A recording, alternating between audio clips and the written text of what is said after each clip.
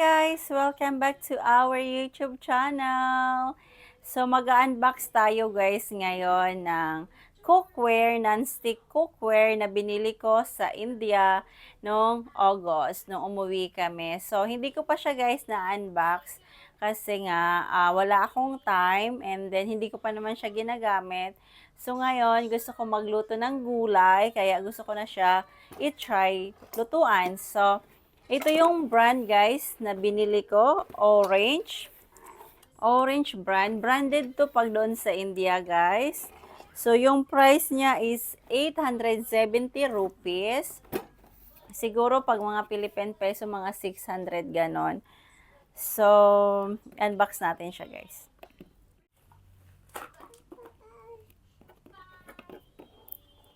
Bye! Tan tan tanan. Ang ganda niya guys, sobra. Tadan! Marami kasi akong kawali dito guys, kaso lang malalaki siya. So yung linuluto ko is mga kunti lang naman para kay Ashby sa aming tatlo kasi nga yung food namin is iba sa food ng asawa ko kasi yung asawa ko is Indian. So kailangan iba yung luto ng Indian. So, ako, nagluluto kami ng mga Philippine food. So, kailangan ko ng maliit na plate, ay na cookware.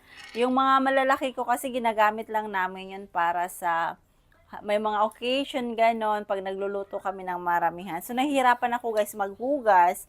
Kaya sabi ko, mayroon ako ng ganito guys, kaso lang sira na siya.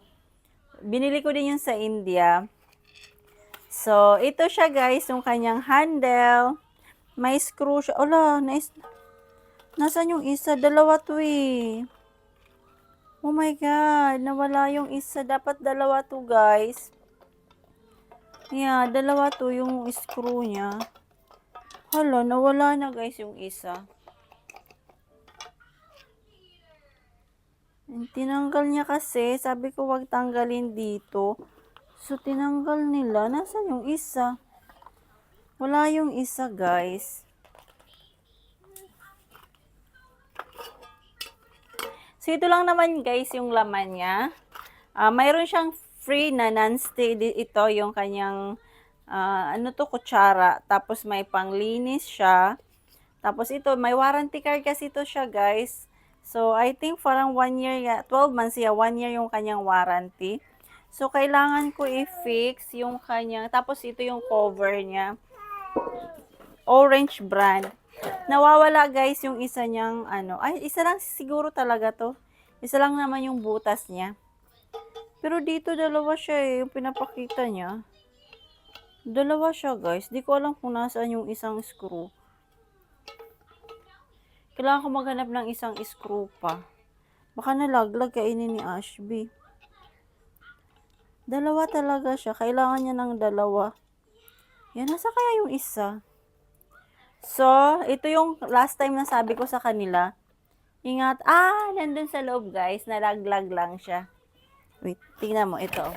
Kaya pala may tumutunog dito kasi nga, nandito siya sa loob. Ito siya. So, kailangan ko lang siya i-screwdriver. Wala tayong screwdriver dito. Nasa labas siya. So, ganito lang naman siya. Panex. Okay. Ganyan lang naman siya, guys. Ang cute-cute niya. Tingnan niyo. Ang cute niya, parang ako.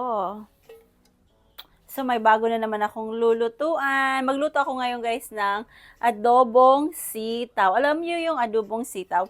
If you are, guys, watching from other country, maybe you don't know that adobong sitaw. So, itatry natin tong lutuan. Okay? Bye! Thank you guys for watching our videos. Thank you so much everyone for the love and support. Thank you so much. Bye-bye!